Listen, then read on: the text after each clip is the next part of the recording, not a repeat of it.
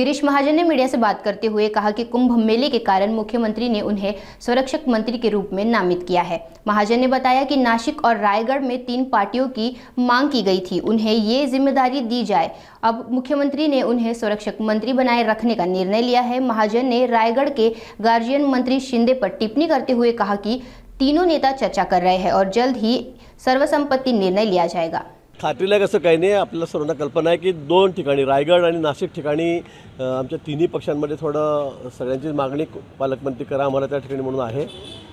माझी आधी घोषणाही झालेली होती, पण पुन्हा मुख्यमंत्री महोदयांनी नाशिक आणि रायगडला स्टे दिलेला आहे। तिन्ही नेते आमच्या त्या ठिकाणी चर्चा करतायत, बोलतायत। मला असं वाटतं लवकरच हा तिढा सुटेल।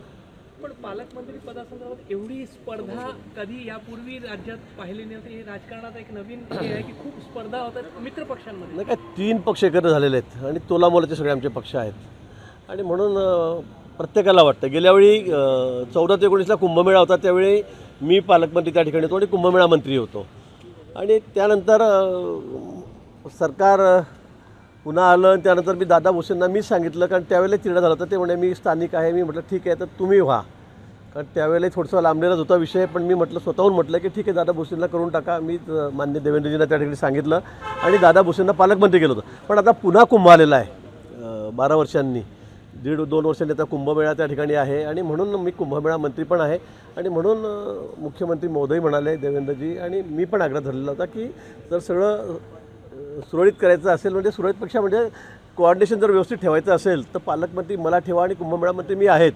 कारण यावेळेला मोठं चॅलेंज कुंभमेळ्याचं या ठिकाणी गेल्या वेळेपेक्षा दुप्पट गर्दी यावेळेला होईल अशी अपेक्षा आहे। आपण बघतात उत्तर प्रदेशमध्ये किती मोठ्या प्रमाणात भक्तगण त्या ठिकाणी आलेले आहेत आणि म्हणून आमची मागणी होती की मला पालकमंत्री करावं। तसं जाहीरही झालेलं होतं, पण शिंदेसाहेब असतील, दादा यांनी काय विचार केल्यानंतर त्याला स्टे दिलेला आहे। मला वाटतं 2-3 दिवसामध्ये त्यांच्यामध्ये चर्चा सुरू आहे, एकमताने त्या ठिकाणी निर्णय होईल।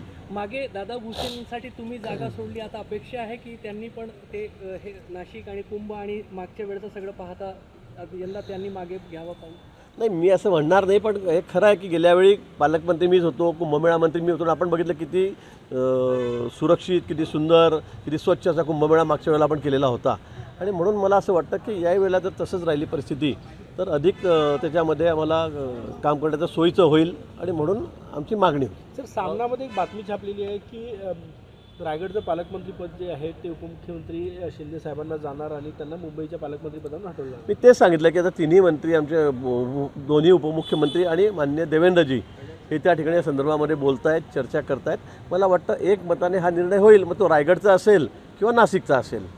मुख्यमंत्र्यांनी मंत्र्यांचं कामकाज ठरवून दिलेलं आहे, 2 दिवस मतदारसंघात, 3 दिवस मंत्रालयात। काय नेमकं हे कामकाज आणि काय याच्यामध्ये पार्श्वभूमी? नाही, खरं आहे, कारण मंत्रालयामध्ये मंत्री असले पाहिजेत, अन्यथा आपण दौरेच करतो आहे किंवा मंत्रालयात येत नाही असं अनेक वेळा तक्रारी। मी आता 35 वर्ष झाले आमदार आहे, मला या संदर्भामध्ये बरीचशी माहिती आहे। काही मंत्री असतात पूर्वीपासून मी बघतो की मग ते मंत्रालयामध्ये येतच नाहीत, मग घरी बसून कारभार करतील बंगल्यावर किंवा मतदारसंघात किंवा दुसऱ्या जिल्ह्यात दौरे करतात। पण मंत्रालयातही राज्यभरातून येणारे लोक त्या ठिकाणी असतात आपल्या अडचणी घेऊन, तक्रारी घेऊन, त्यांच्या तक्रारीचं निवारण झालं पाहिजे यासाठी मंत्री हे ॲटलिस्ट 2 दिवस तरी मंत्रालयामध्ये असले पाहिजे असं कंपल्सरीच मी म्हणेल। अशा सूचना मुख्यमंत्री महोदयांनी सर्वांना दिलेल्या आहेत आणि त्या योग्य आहेत। धनंजय मुंडे यांच्या पाठीशी आम्ही भक्कमपणे आहो, भगवानगडाचे महंत नामदेव शास्त्री यांनी म्हटलेलं आहे। ते काय म्हणाले मला या बाबतीमध्ये कल्पना नाही, मी काही ते ऐकलेलं नाही, पण ठीक आहे, त्यांनी म्हटलं असेल तर ते असू शकतात। पण अंजली दमानी यांनी त्यांना उत्तर दिलेलं आहे की मी ते सगळे पुरावे जे आहेत ते त्या महंतांना नेऊन देईल। महंतांना बहुतेक धनंजय मुंडेची पार्श्वभूमी माहिती असेल। चांगलं आहे ना, मग अंजलीताई जर त्या ठिकाणी पुरावे नेऊन दाखवत असतील आणि त्यांचं काही मत बदललं तर मग तो त्यांचा प्रश्न आहे। बीड हत्या प्रकरणातले जे आरोपी आहेत त्यांना आधी मारहाण झाली होती, ती मानसिकता पण ओळखायला पाहिजे, त्यानंतर त्यांनी हत्या केली। भगवानगडाचे महंत असे म्हटले। आता खरं म्हणजे मी या बाबतीत बोलणं की फार उचित होणार नाही। या बाबतीमध्ये अतिशय वरिष्ठ पातळीवरून, उच्च पातळीवरून चौकशी सुरू आहे, आपल्याला याची कल्पना आहे आणि यामध्ये कुठेही म्हणजे पूर्ण ट्रान्सपरन्सी त्यामध्ये आहे। माननीय मुख्यमंत्री महोदयांनी सांगितलेलं आहे, अजितदादांनी त्या ठिकाणी सांगितलेलं आहे। त्यामुळे चौकशी अंती ज्याच्यावर निर्णय घेता येईल किंवा काही बोलता येईल, पण अतिशय पारदर्शकपणे या सगळ्या प्रकरणाची चौकशी सुरू आहे। भोसे खुर्द प्रकल्प महाराष्ट्रात अत्यंत महत्त्वाचा प्रकल्प आहे आणि अनेक गावं अशी आहेत की तिथे काही जमिनी अधिगृहीत केली, काही अजून केलेली नाही. शेतकऱ्यांच्या मागण्या पाण्याने चारी बाजूनी जमीन वेढलेली आहे, मात्र अधिगृहीत केली जात नाही कारण ती बुडीत नाही आहे.